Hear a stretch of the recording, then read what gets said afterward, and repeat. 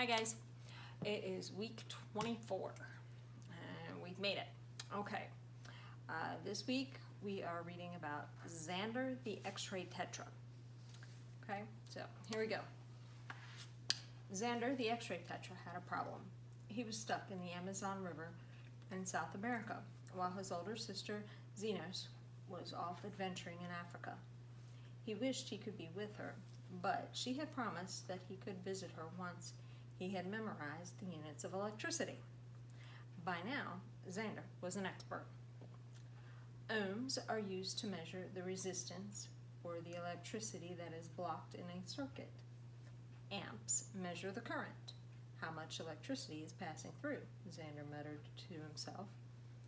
He passed other X-ray tetras plowing their little fields of river moss with miniature shrimp, which were harnessed by tiny cords of seaweed. Volts measure voltage, which is resistance times current, and watts measure power. Power is voltage times current. Once Xander made his way out of the mouth of the Amazon River into the Atlantic Ocean, he was in strange territory. He would have to take the dangerous route around the frightful Cape of Good Hope,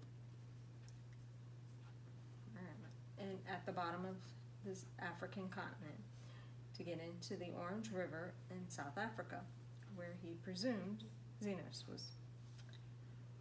I finally made it, Xander puffed, steering into Alexander Bay at the mouth of the Orange River. After this, I won't say anything about those teensy little currents in the Amazon. It'll be so good to see Zenos again. Entering the Orange River, Xander found himself in a land of sparkle. He looked all around and saw gold. Gold piled up everywhere along the riverbank. Gold so pure after years of refinement by the gentle flow of the Orange River that it took the appearance of glass. Xander marveled that such gold could exist upon the earth, but most of his attention was focused upon the jewels.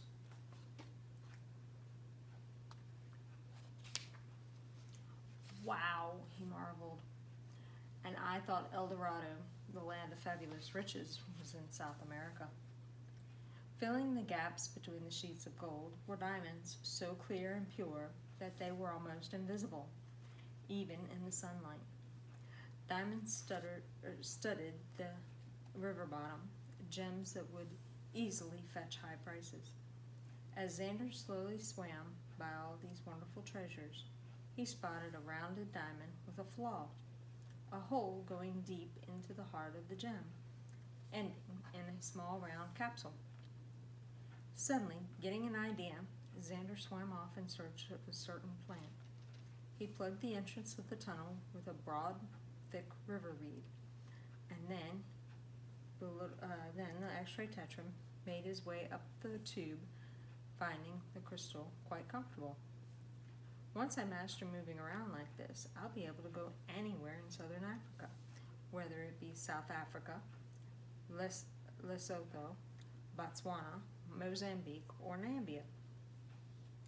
Xander thought, swimming forward to roll the diamond around the riverbed.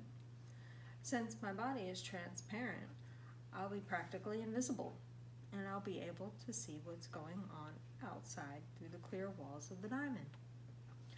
For days, Xander rolled around non-stop, searching for his sister. He ended up in the city of Kimberley in South Africa, where he noticed crowds of people pushing into a huge stadium. Curious, the X-ray tetra nudged his ball forward and began to weave through the feet of the crowd, anxious to see what was going on in front. Finally, Xander reached the end of the throng and saw Nelson Mandela, the president of South Africa, standing behind a pulpit positioned on the turf. 4 years earlier, in 1990, Mandela had become friends with the former South African president, Frederick Willem de Klerk, who had freed Mandela after he'd served 27 long years in prison because of his beliefs. A year later, Mandela had become president of the African National Congress, or ANC. There was,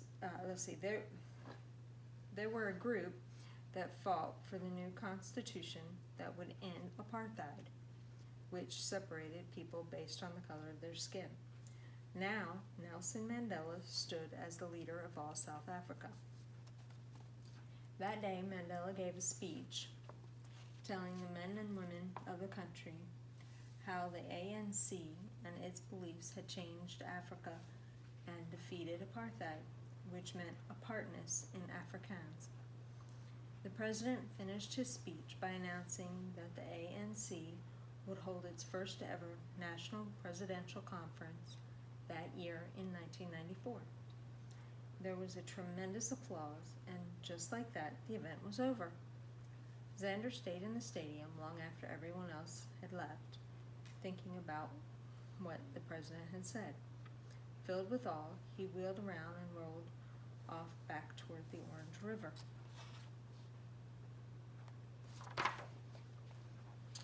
No sooner had he